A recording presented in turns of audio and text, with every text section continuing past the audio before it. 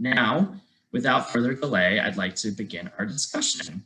So I want to start with talking about safety, especially in getting the vaccines. I know a few folks on the call tonight expressed concerns over accessing vaccination sites. We know in communities across the country, all 3 vaccines are becoming available through pharmacies, retailers, grocery stores, and in community and state-run vaccination centers. But that being said, there are some very real concerns in our community about facing discrimination or prejudice or even violence when trying to get the vaccine, which is very unfortunate, but we know is a serious problem that we face. And so I'd be interested in just hearing from each of you about what you would say to our community to help, calm some of those fears, but also for those who are worried about facing disrespect or discrimination when trying to access the vaccine. E, would you like to start us off? Yeah. So first of all, you definitely have the right to a vaccine. The law is literally on your side about getting the vaccine. Um, we're gonna probably talk about this more later, but it's I mean, if you aren't uncomfortable, I think it would be great to bring a friend, to have people with you.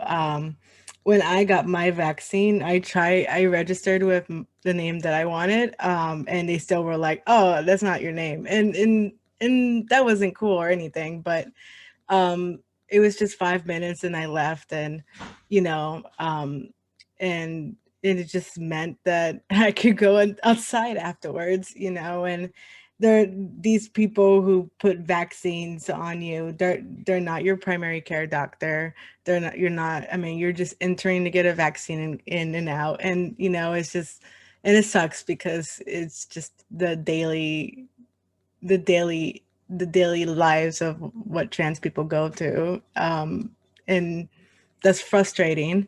But you know usually what I tell people is that the 5 minutes you go in to go get this vaccine means so much for the safety of your community and the people around you. And even if you have to go twice, it's still, for me as a trans person, it was really important because um that meant that I was protecting the people I care about. Um, that's what I would say. I don't know. That's awesome, Dee. Thank you. Bambi, would you like to add anything to that?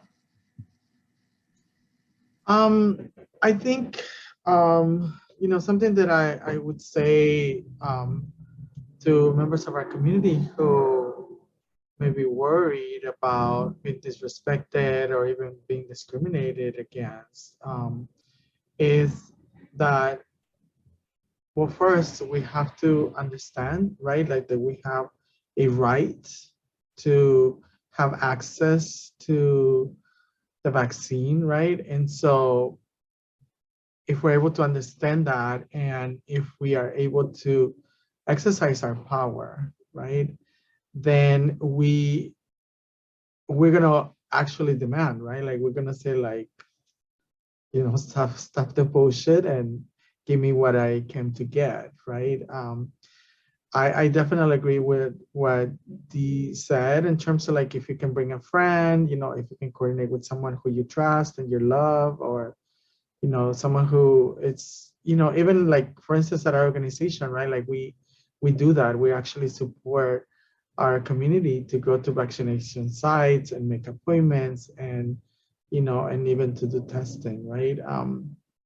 And so that's something that we do as an organization because it is important, right? Because some of us are more empowered than others, right? And so many members of our community, unfortunately, are not empowered in that way, but we have to get there, right? And so if we have the ability to support our own people in that way also, we could do that. I would also say, even in the healthcare system, right? Like, there are some of our friends who work there. So try to consult with your friends and see what they can provide, also some guidance, like which one is a place where there may be like other LGBTQ people who may be at, and so yeah, I think like just kind of like preparing yourself, right, to like just do the best that you can so that you can have not a messed up experience as to like being discriminated or being disrespectful because of who you are. Thank you so much, Mandy. I really appreciate that. And one thing that we saw people ask about prior to the webinar was the forms involved with trying to get a vaccine. And some of these forms, a lot of them are, very limited in the options that they offer when it comes to gender identity. And so I'd be interested in hearing from you all, why some states are asking for this information and what you should do if you are asked for that information, and how you should navigate that. So Elspeth, would you like to jump in? Sure. I think data collection tends to be a problem kind of across the board in healthcare, not just about COVID vaccines. It's a much bigger issue. Different states have different data collection priorities that are kind of a function of their state government and local governments. If you're encountering a form and it doesn't fit you, don't let the form stop you. The form is part of the administrative bureaucratic process of getting a vaccine. Just like paying taxes is a part of buying things. So don't let the form stop you. Don't let the bureaucracy weigh you down. If there's a question that looks confusing or tough or that you don't identify with, check the box, keep moving, turn it in without checking the box. If you need to, you can speak to someone there about why you need to check the box, or take the name of someone if someone gives you an issue. And once you're done, write a comment to their supervisor or their manager. Advocacy changed some of the wording that a particularly large retail chain pharmacy used around their vaccinations. In many cases, the vaccinators just want to get vaccines into arms. We know it's life-saving. There's a lot of pressure to get as many vaccines out to as many people as possible. And if anyone is putting a roadblock in your way, bring it up to the next level. So if you have the bandwidth to do that, and if not, get your vaccine, get in, get out, 5 minutes. Don't let the form weigh you down. Awesome, thank you. That's a great answer. I want to jump to the next set of questions that we have, and actually just really touch on, the unique situations that our community faces when trying to get the vaccine, in terms of what it looks like for us, how it interacts with our bodies. So I'd be interested in hearing from Steph about, what we should know when it comes to the type of medical care that we might be undergoing. So in terms of hormone therapy and what that interaction with the vaccine, or if you've recently had surgery or have a surgery that's upcoming, what should we know? Are there any things that we should be aware of and be prepared for? And why should we not let that prevent us from obviously still getting the vaccine?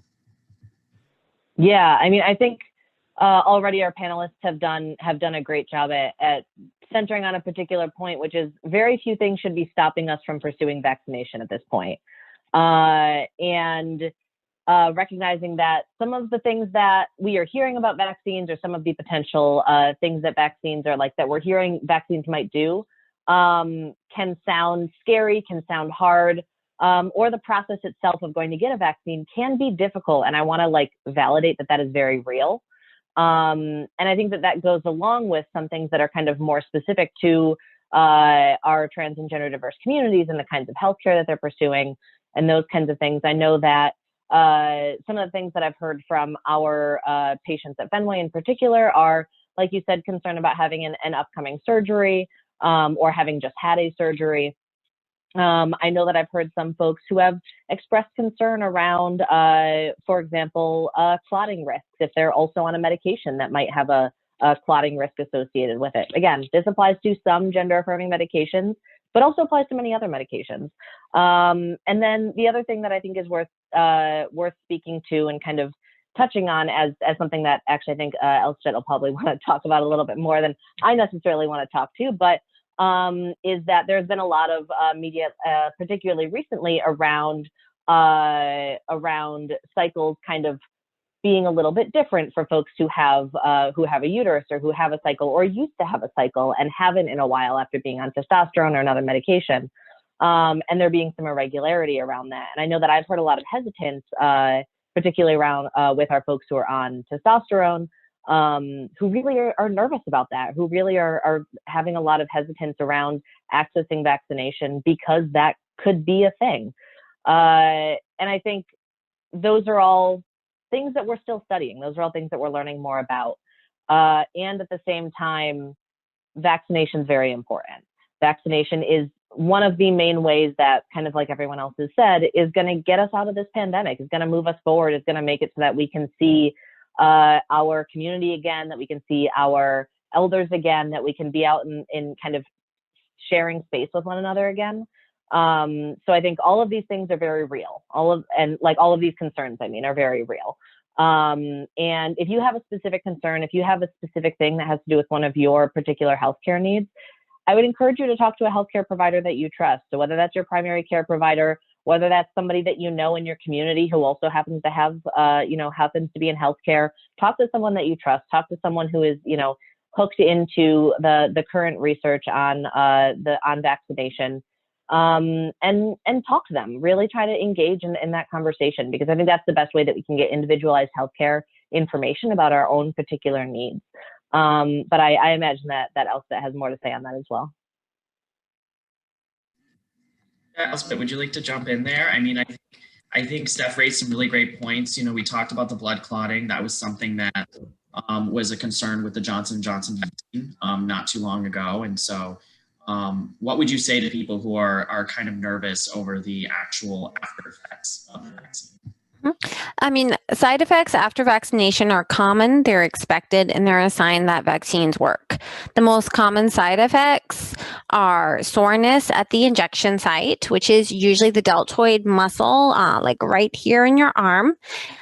People can have swelling or redness at that site and swollen lymph nodes, like under their arm. So like kind of little nodules under their arm. All of those are really common, as is fever, chills, body aches. Personally speaking from experience, the only side effect I had was having soreness at the injection site. Most side effects are fairly short-lived, only 1 or 2 days of having those side effects. Some people do experience them more strongly than others. It's a sign that the vaccine is working. There are less common side effects, and we're continuing to gather data as a scientific community on them. The blood clotting disorder, which is also known as thrombosis with thrombocytopenia syndrome, which essentially means clots with bleeding syndrome. It's unusual in that there are blood clots and there's bleeding associated, which makes it a little harder to treat. The pause really let everyone know that was going on, so that folks who are concerned can talk to their providers. The prevalence is very low. So of 8 or 9 million Janssen Johnson & Johnson vaccines given, there were about 28 cases so far, which is about 3 per million. If someone is concerned about clotting risk, they can talk to their provider. Even for populations that were most at risk, it was still a really low rate. 3 per million is not a lot of folks, and COVID will hurt many more people than that. And the condition can be identified and easily treated. If someone who got the Janssen vaccine has new headaches or vision changes or troubles thinking or speaking clearly, if they have swelling in one of their legs or their arms, or if they have not at the injection site, but elsewhere, if they're having bad abdominal pain or bad trouble breathing, those are signs that person needs a medical medical attention. And there are tests that can identify whether or not that has occurred and guide early treatment. In terms of the changes to cycles, it's something that is still being studied. Cycles can be unpredictable in all kind of situations. So it's really, if someone has the bandwidth to do it, I encourage patients to register for VSafe, which is the CDC's vaccine side effect tracking tool.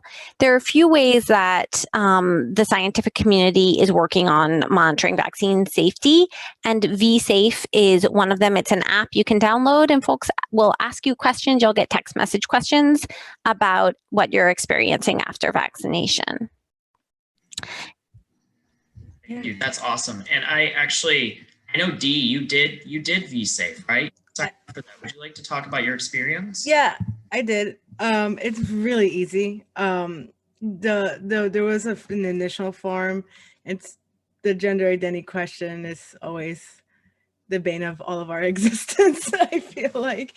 But, you know, like I filled out a form, and, you know, the first day I got the vaccine, they'll text me and check in, and then I will, all you do is just clock in your symptoms and just say, you know, like, I'm feeling like crap, or I'm not feeling like crap. And it's all like just pressing buttons, and like it's really easy to use, and they'll text you. They still text me. I think I've had the vaccine, the second shot, since like a month ago now, and they still, like, every Friday, well, not every Friday, but every other Friday, they will ask, like, hey, how you doing, you know. And it's a really easy form. The other thing I wanted to mention real quick is that we also need to be careful with the whole, like, there's this whole broken leg syndrome where we go into we go into a hospital with a broken leg, for example, and a doctor starts assuming that it's because of our hormone replacement therapy treatments, or because we're trans. And I think I think these concerns are very, very valid, and I think it's very important, like what Steph was saying, to talk to your medical provider. But you also have to remember that a lot of people use HRT. A lot of people have hormones, and so we have to avoid. It's important for us to avoid that that stereotype that our bodies are way different compared to someone who's cisgender. Thanks, Dee. So my next question, obviously now we're vaccinated, right? Now we're talking to a group that's vaccinated. I think probably a lot of people on the call tonight are. This webinar is going to be recorded, so it's going to be publicly available, and it's going to be seen by people who are both vaccinated and not vaccinated. I want to talk to those people who are vaccinated, who are already vaccinated or are halfway through the regimen of 2 shots. And starting with Bambi, I'd just like to know more about what your message is to those who are vaccine hesitant or are not quite ready to take that next step. You know, what would be your recommended message to someone in the community to help encourage them? Yeah, so I mean, I think thanks for the question, because you know, we actually did have a vaccination event with one of the local clinics here, and we did it the Friday before the Monday when they suspended the distribution of the Johnson & Johnson. And we, you know, it was the Johnson & Johnson vaccine that we give to people, right? And so that Monday, I mean, we were getting like just calls from a lot of people, and we were only able to vaccinate 100 people for, I mean, it's here in Los Angeles, you know, depending on, you know, but all of them were transgender and confirming, right? And so that, again, the following Monday, you know, there was a lot of people concerned about, you know, what happened, right? So like what we had to do I, in collaboration with the doctor, we had to do like an educational session, right? And what also makes it like harder is that we have to do these educational sessions in this way, right? Versus where what we, our people are used to, right? Like I want to get answers now, right? And so that was, a little challenging, right? And so like that also created more hesitancy with our local community to be vaccinated, right? Like with just any vaccine, right? Because I mean, there was hesitancy before, but then, this happened, particularly to the people who we work with and who we serve, and and it's it's gotten better now, so we're now actually thinking about doing another event, because we believe that vaccination is important, right? Especially for our community, especially, we want to make sure that who the people come to places to where, they trust, right? And so we are going to do another vaccination event here at our site. But those who have been vaccinated, I mean, I think one, we have to understand, right, that we are protected, right? We are protected from a deadly virus, right? And that that unfortunately not everybody has that opportunity. So we had that opportunity, and that's great. So we need to encourage others who are hesitant into being protected, right? Because I think it's important that we look as a community, right? Like just in the general population, right? Like we're a minute population, and so if COVID-19 is a deadly disease, right? That could potentially kill many members of our community, which will make us even more smaller, right? So it's important that we understand, that instead of erasing ourselves from our society, we need to think about like how do we continue to build and empower ourselves in that way, so that we can continue to create the changes that need to happen in our society, but only if we do it together. So we want to encourage for those who have not had the opportunity to be vaccinated to really use that privilege to support others who are not. Great, thank you. Steph, you have something to add?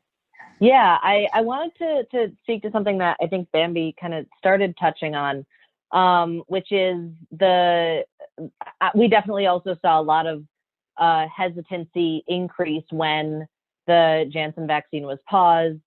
And one of the things that I've talked to my community about, both, friends as well as folks that I work with, is that from me looking at kind of the way that process has gone and talking to some of our infectious disease doctors, seeing the way that was paused so quickly and so intentionally with, as Elizabeth said, such a small percentage of people having that particular side effect, it actually gives me a lot of confidence in the safety of all of these vaccines. Because as soon as we saw indication of this severe side effect, we paused. We said, we're not doing this for a while. We're going to do more research. We're going to make sure that we know exactly what this is, that we know why it's happening, that we know how to treat it before we give anyone else this shot. So that is one example of the many ways that I think it's really important that we are looking not to or not just to kind of the things that we're hearing, the fears that we're hearing, which are, fears are real, but that we're also looking at the science and we're looking the way that these processes are set up to best think to the safety of all people. And, that the pause and then the restart, I think, is just one example of the way that we are really taking that seriously. We're looking at any of those side effects, any of those potentials, and taking seriously, who's getting these vaccines, who is this most affecting. And then the one other thing that I wanted to touch on, and kind of the things that, you know, myself and anyone else who is vaccinated can think about doing is speaking to the rest of your community, thinking to the rest of the folks who, you know, you're either interacting with or that are on your social media group, you know, pages or in your local circles and whatever that looks like, and helping to make sure that everyone else has the resources and the access to get vaccinated.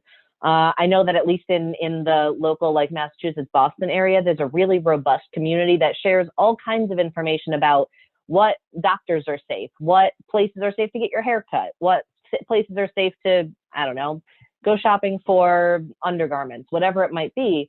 And I think this is one more example where we can share that information as a community with each other. This is where I went and got my vaccine and it went well. Or yeah, there was a question on the form. It was rough because these systems aren't set up for trans and gender diverse folks. And let's be honest, that's the way that a lot of healthcare is right now anyway. Even for people who are in the healthcare settings, it is incredibly frustrating that these systems don't work better.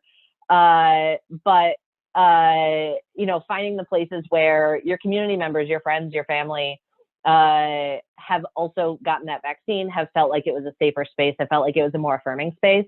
Leverage those resources. Find folks who can drive someone else to a vaccination site, someone who can help schedule it. I think scheduling is getting better at this point, but still in some places it's difficult. Just finding ways that each one of us can contribute and, you know, help one more person get vaccinated, help one more person feel a little bit less uneasy about going to get vaccinated. Share the fact that you've gotten vaccinated yourself. You know, every step that each one of us takes is one less step forward, or one more step forward towards us being able to, you know, kind of get back to our new normal, whatever that's going to look like. Thank you, Steph. And actually, the next question. So I wanna just applaud Bambi and her organization for getting 100 folks vaccinated in 4 hours. That it's just absolutely incredible. And it reminded me to ask the panelists. You know, we're hearing what as individual organizations we're doing, both health organizations, but advocacy groups as well. You know, I met all of you through a vaccine coalition, a vaccine awareness coalition. And so would love to hear from Dee to start what the movement as a collective is doing to make sure vaccines are getting arms. Yeah, we're looking at trying to revamp a lot of the materials that the Biden administration has put out under a trans lens. We're also looking at how we could train vaccination sites in conjunction to the Fenway folks. And we're hoping to get more support. We've been having a lot of conversations with the Biden administration. We keep emphasizing the importance of SOGI data, but on top of that, we're also emphasizing, you know, really like showing them where the hesitancy is for trans people in particular. And so that's what we're doing on a national level. Sean, is there anything else I should mention? I mean, I think that's great. Okay. We did get a question earlier today that I want to make sure we address. We got a question about those who live in rural areas. Yeah. Who are less likely to have access immediately available to them. I'm going to open this up to the floor and anyone can jump in. But I'm just very curious to hear from you all what you would say to those living in areas of the country. We're all based in major metro areas, those living in rural areas, about what they can do to get vaccinated themselves and also encourage their community to be vaccinated. So before I moved to DC, I lived in Kansas for 4 years. And I think what makes me so in love with the trans community in particular is that we're so resourceful as a community. We look out for each other, you know, and when I was living in Kansas and there's places that are very rural, you know, I did my entire dissertation on this, but the community members will go to checkout places to make sure that it's trans friendly. They would, I mean, I know Steph was mentioning earlier, like checking in on, members, making scheduling injection days, among folks who take tea, for example. And I think the same thing is happening with COVID. I think, I think there's so much resiliency within rural areas because there's not a lot of resources out there, and because social services are really hard and to get access to. But but the one thing I know for sure is that a lot of folks are going to be okay, and it's because we're very resilient, and it's because we go to doctors and check out how they're like, and I think, and the same thing's going to happen when people go to get their vaccine. They're going to share with their friends. They're going to share with their family members, like, oh, this place should avoid this. Oh, you should go to this place instead. Let me come with you. I think the vaccination is only going to increase in use because we rely on each other and because we have that support network.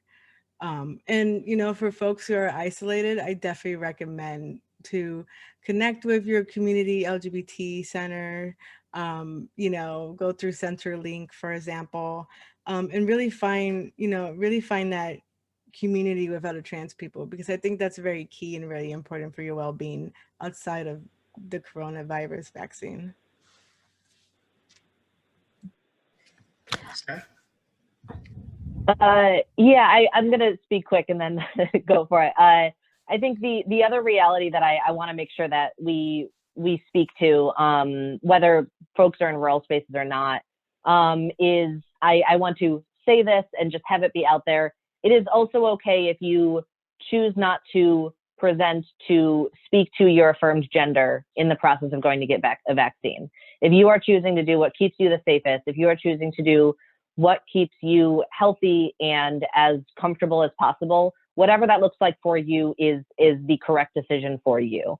And I want to make sure that we say that and that we affirm that experience as well, because for some folks it isn't safe to go to, your local pharmacy or whatever it is, wherever you can get a vaccine.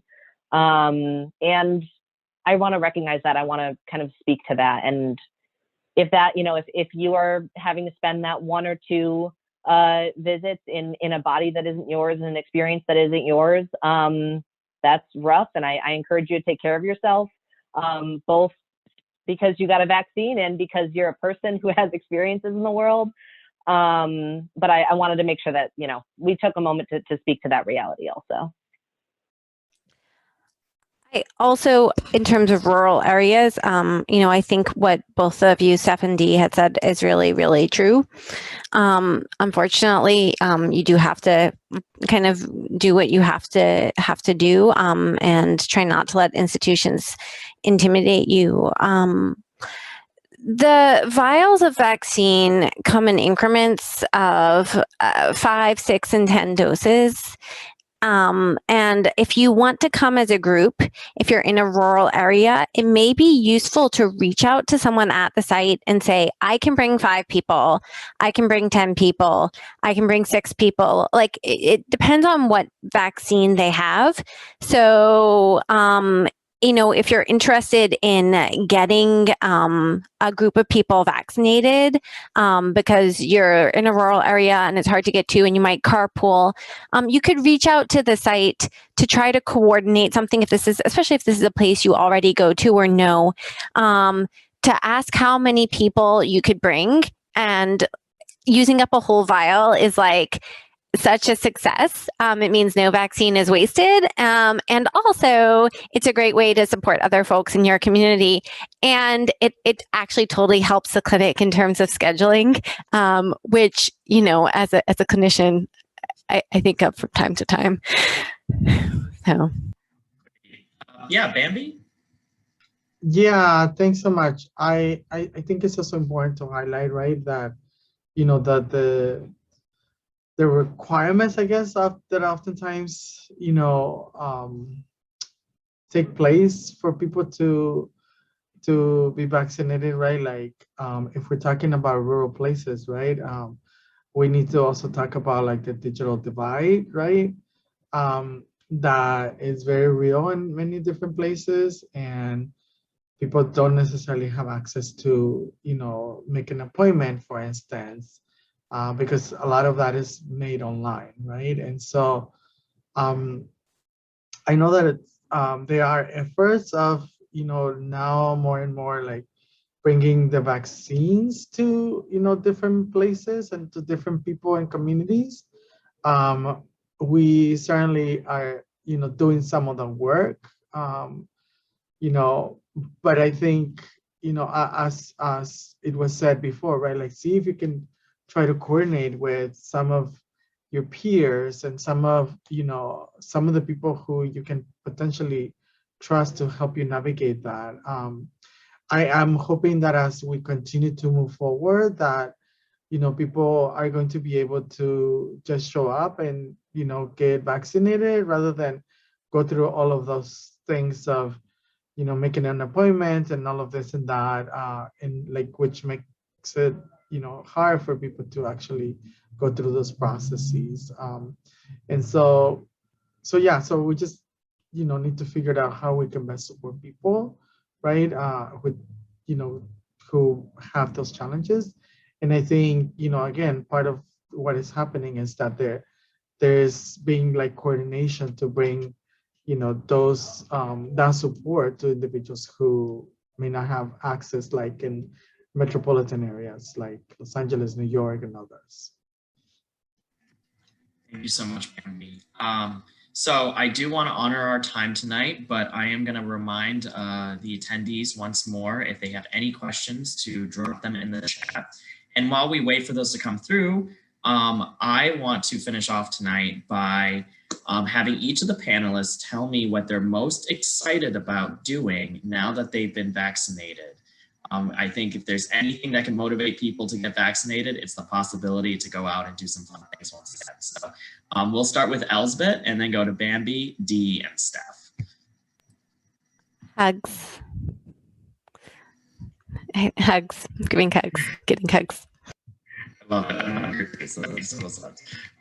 Yeah, Bambi. What I'm most excited about, yeah, being able to to hug people, but but the way I hug people, I hug people left to left, right? So to me, it's more of like a heart connection. And so I'm certainly looking forward to that, because that's also an exchange of energy to me. And but also like being able to like get with my friends and the people who I love and the people who loves me also, and just just be out and have fun, yeah. Great. Dee? Just so many things. I think I'm really excited to see my family again. My mom and my dad, I haven't seen them in like a year. And I'm excited to travel. My boyfriend and I are talking about traveling to places, and that's nice. So looking forward to all of that and just hanging out with friends, and hugging. Yeah, definitely a lot of hugging. Yeah, I don't think we'll take human contact for granted again. No, not at all. And then last but not least, Steph.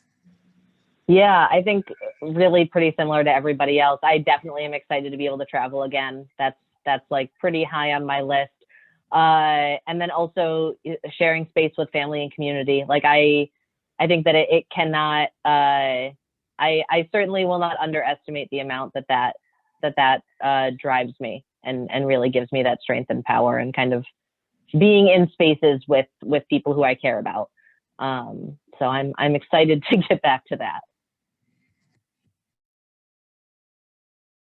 You're muted. No, I keep being off mute and then accidentally muting myself and go to talk. Well, I want to extend a big thank you for the panelists tonight for their participation. We're so grateful for your guidance, expertise, and insights. There are some resources, some follow-up resources that I'm going to send around and via email to those who are on the call tonight, but also to anyone who requests it. We can provide resources from all 3 organizations or all 4 organizations on the call tonight. So if you have any other follow-up questions, please feel free to email me. That's smccarthy@transequality.org. And I will make sure we get your question answered. And I guess last but not least to the attendees and those who are listening to the recording once we have it posted, I just want to encourage anyone, get vaccinated when it's your turn, so we can begin returning to normal and going out to do the things we miss, and hugging. Thank you all so much again, and we are just so grateful for your continued support and allyship. So good night, everyone. Thank you. Thank you.